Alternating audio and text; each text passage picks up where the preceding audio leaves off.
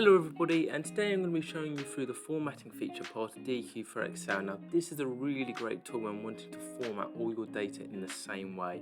By doing this, it allows your data to follow the same formatting protocols, which will improve its quality, accuracy and usability.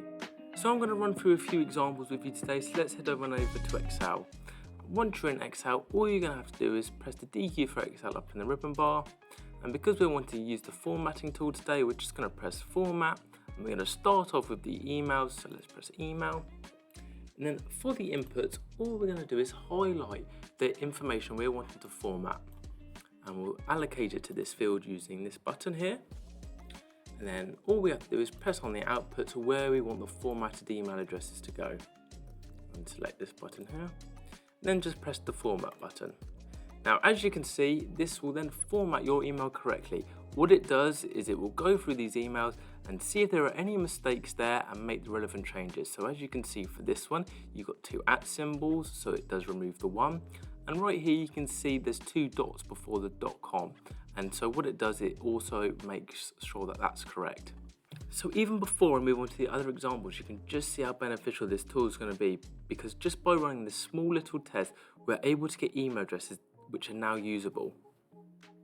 So now let's head over to the postcode feature, and this works exactly the same way. So all we have to do is press format and press postcode, and then we're going to select the data we're wanting to input, and we're going to select that to go here. So now let's move on to the country identifier, and what you can do is you can allocate the fields like I've just shown you, but you can, if you don't have these columns already set out, you can press the pencil mark and type in things like GB or UK, whatever your relevant country is. And then all we have to do is press outputs, highlight where we want this information to get formatted to, select it to go there, and press format, and it works exactly the same way as before.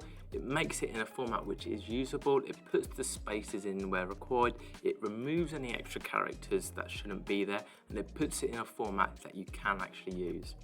So now I've got two telephone examples for you, so let's move on to the first one. So just like before, you can head over to format and press phone, but alternatively you can also press configuration. We can then change just the phone, and here we have lots of different options. We've got 4 different options here that we can choose to do it in. I'm going to run through 2 examples. I'm going to run through the international format and the national format, but we do obviously have the other 2 available too. So I'm going to do international first. We'll highlight our inputs, and this time to save time, we'll just highlight these fields. We want these outputs to go here, so we'll press format, and as you can see, it gives us in an international format of +44. Obviously, if the numbers are outside the UK, it will do these to the correct one. So say if you're in America and it's +1, it will obviously put that at the beginning of the telephone numbers. And I'll do exactly the same now on a national level. So we're going to go back to the configuration and change this to national.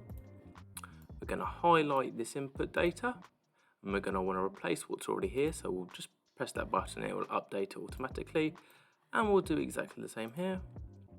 And we want this bit of data to go here, so we'll select that to go there too, and press format, and as you can see, that puts that in a national format. Now the telephone feature is actually one of my favorites, especially if you're doing lots of outbound calls, because it puts it in a format that you can actually use instead of going through your database and having to manually make changes every time you're trying to call someone and then it doesn't ring. So now I'm going to move on to the final example for you today, and it's the URL address. So we'll just go back up to the configuration again. We'll change this to URL address. We're going to highlight our inputs. As you can see, there are errors in these URLs.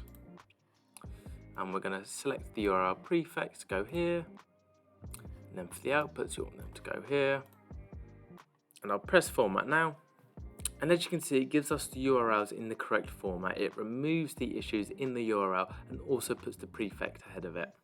So I hope you can see from this video just how great this tool is, because it can go through your database and fix any issues you have to put it in a format you need, which is obviously going to save your team lots of time because they're not going to have to make manual adjustments to the data.